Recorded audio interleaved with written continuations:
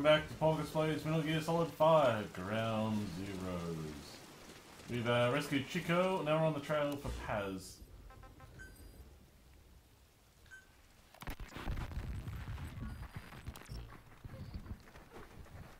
Bus!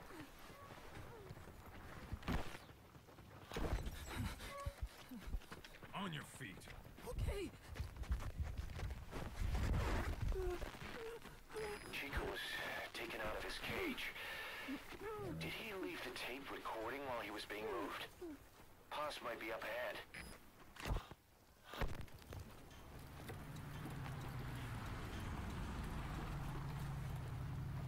I hear vehicles. And a flag.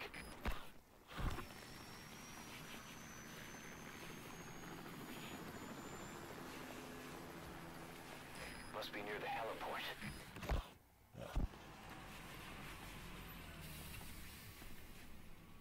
Gate closing.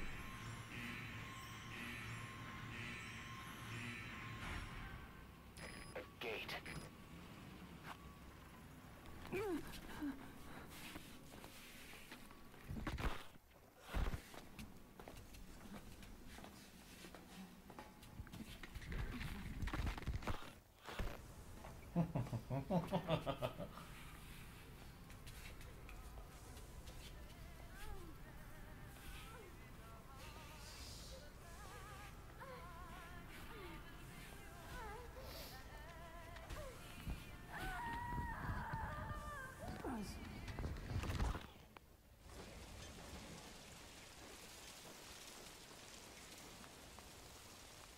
There was Paz.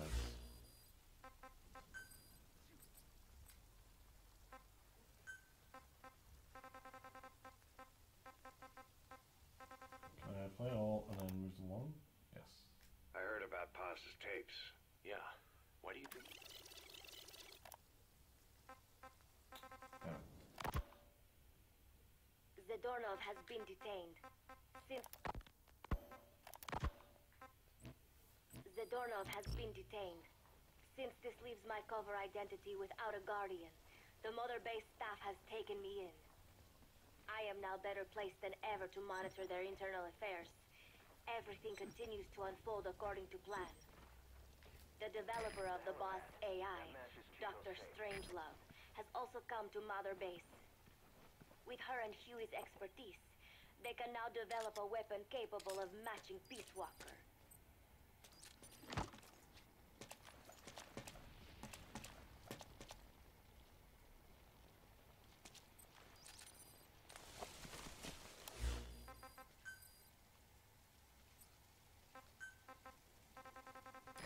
Still searching for Paz?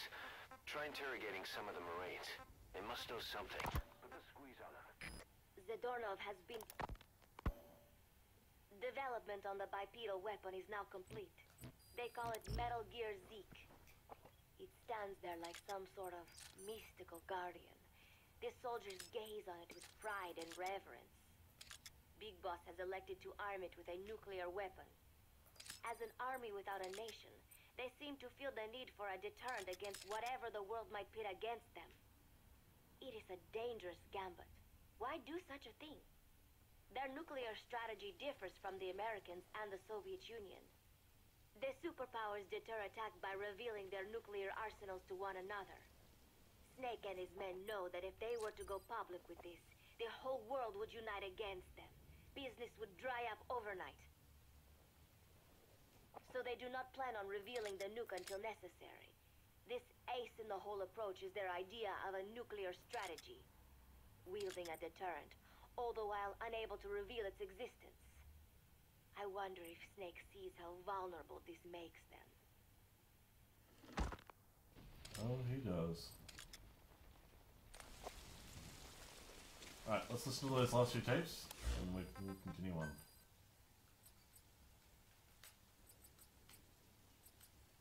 Oh, we'll just have Paz's diary to go.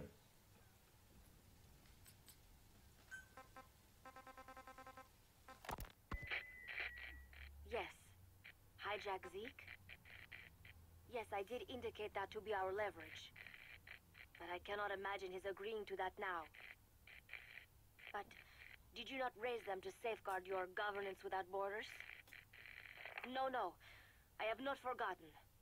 Cipher watches all. Yes, things are proceeding, but modifying Zeke has not proven easy. I am using Zadornov to buy some time. No, I have not forgotten what you said. However, well, forgive me for asking, but this is you I am speaking to, isn't it, Cipher? I must. I will fight Big Boss. The world must be ruled by a single will. To defy Cipher is a fate worse than death. Interesting. Now, as for Professor's diary, which she has not been sending to everyone else. As of today, I will be living here at Mother Base. Now my real trial begins.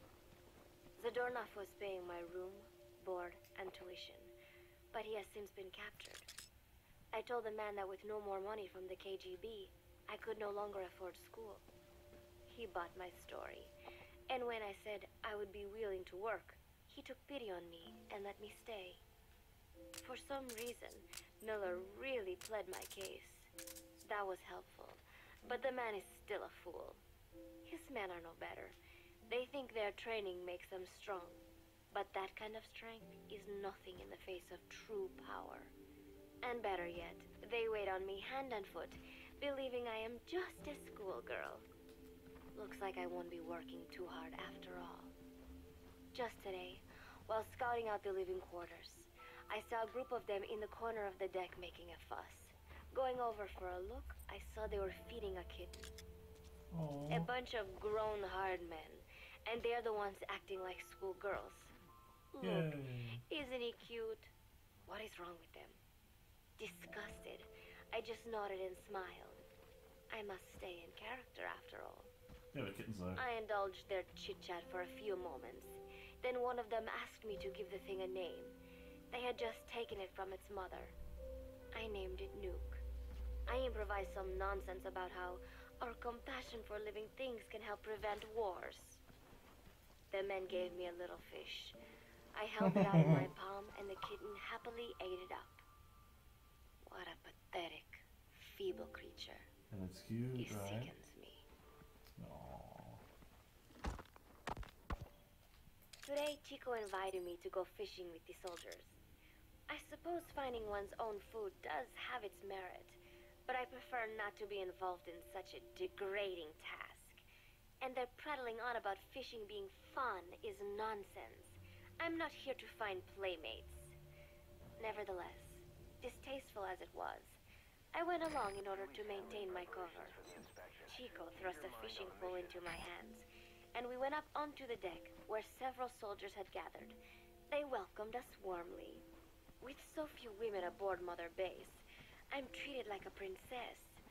No one suspects I am neither a teenager nor a student.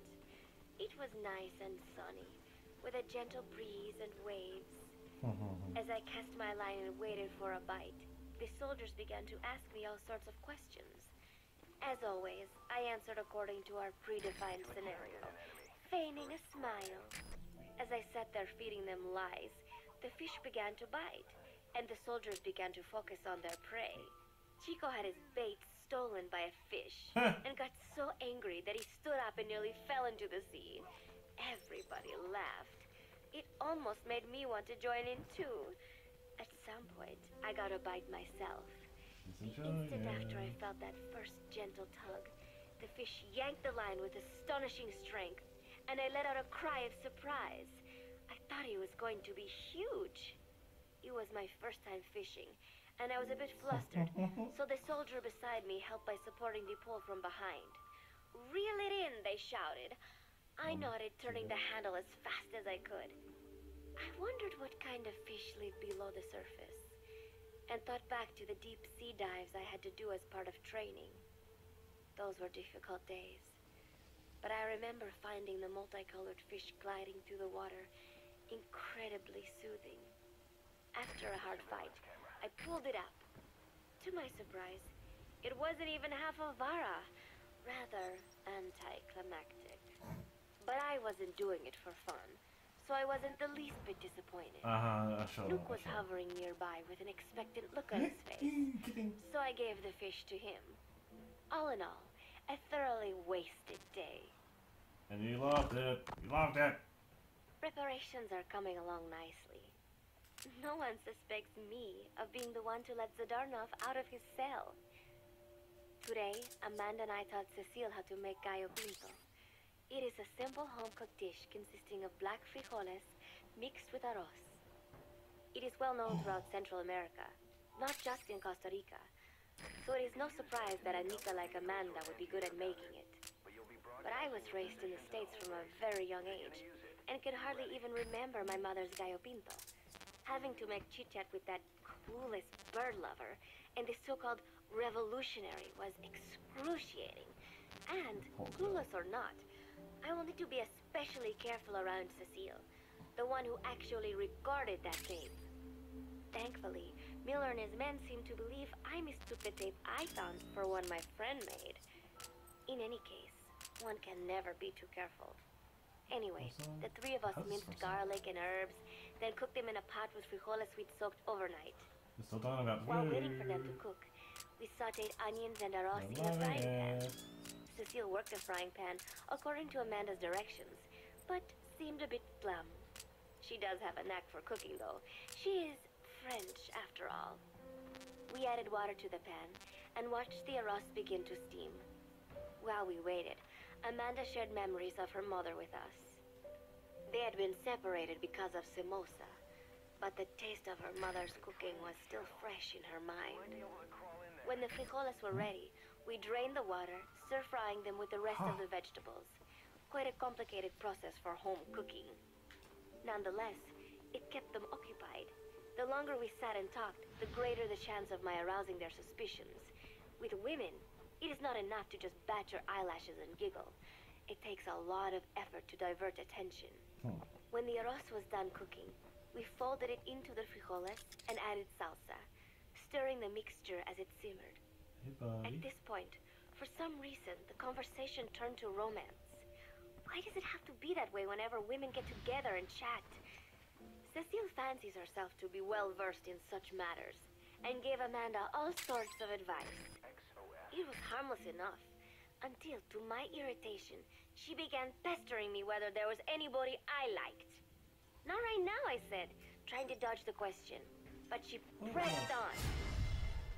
Shit. Isn't it? I Shit. gritted my teeth and played it coy. Maybe. Cecile nodded and giggled. He is pretty sexy, isn't he? What a ditz. It's all I can manage to just survive. The thought of romance has never once crossed my mind. I have no interest in that kind of man. Fuck! Soon enough, a rich aroma began to fill the room. The gallo pinto was ready. New came over and rubbed up against our legs, looking for a handout. Unfortunately, it was not the kind of food a cat would like. We let a few of the soldiers have a bite, and then headed off to the mess hall. The home-cooked flavor we'd achieved was a big hit with the men of MSF. Not that we are trying to impress them or anything. Even I could manage a dish like that.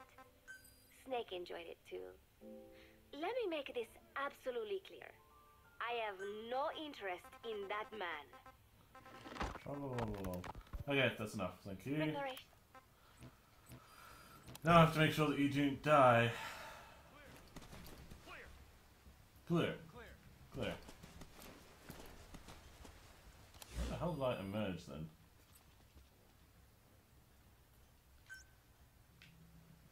Some arrow photo, eh?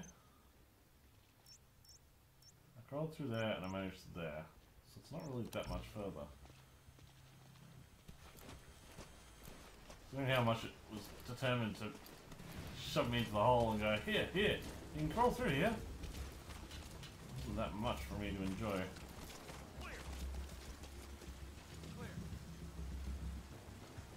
Oh, draw.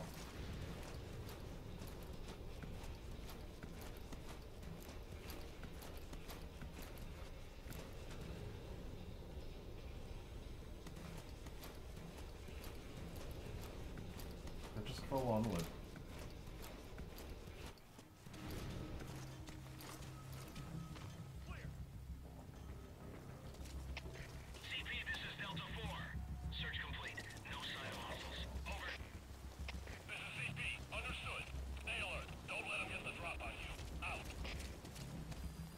Alright, piece by piece, piece by piece.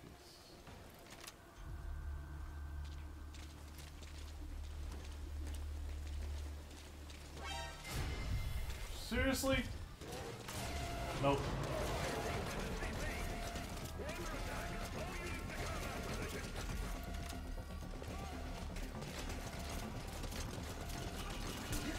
Take the camera, take the camera, take the camera.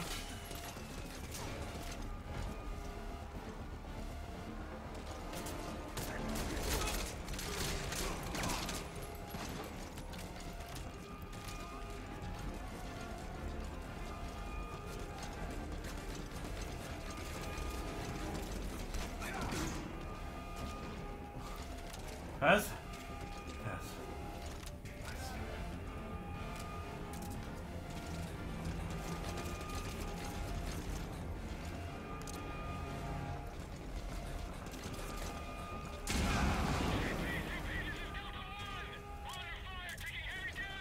Yeah, there's one. Oh, it can detonate on me as well. Ow.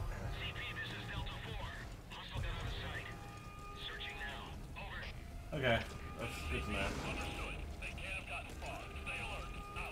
One here. One here. Okay. If I'm careful, I sink right up to it. I can take it again. Okay, that's good, that's good. Ooh, okay.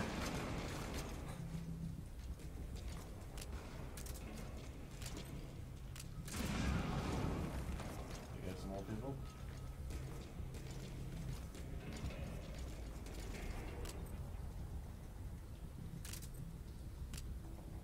See if I was the only other specialty I'm going to use right now.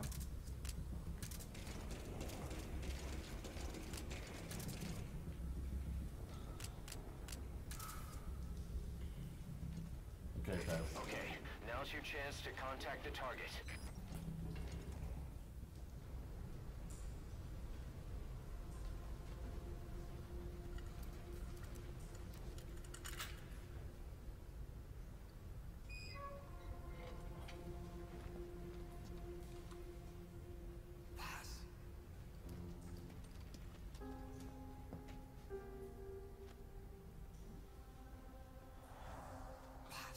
Atlantica Underande.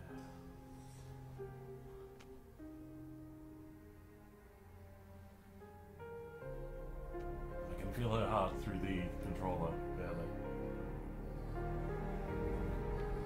She's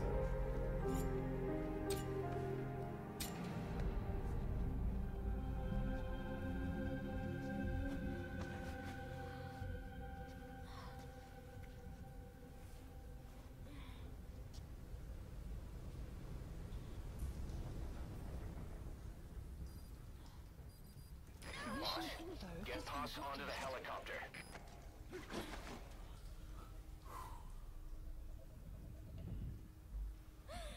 okay.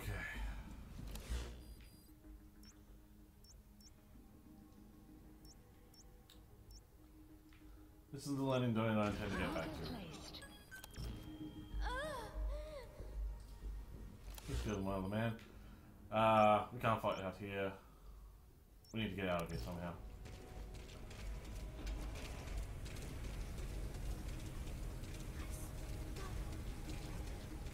It's okay. It's okay, Pets. Quiet, quiet, quiet.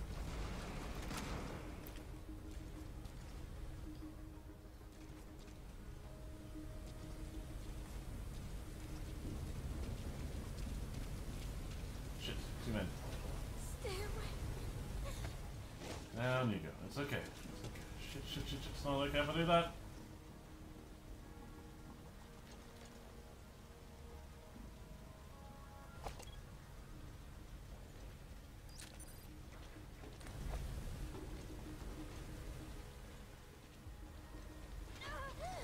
Sorry, Pets.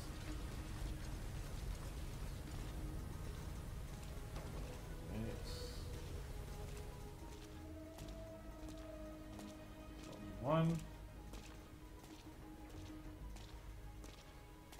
Soldier two.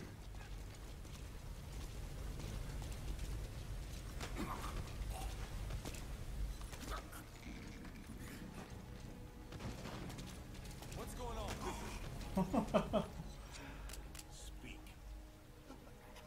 Old prison area? I know where the old prison area is. Dumbass.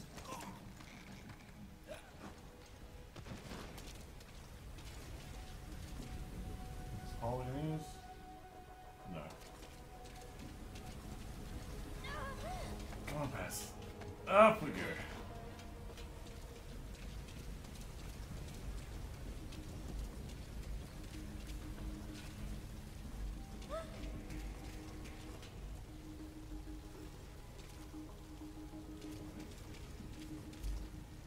Down.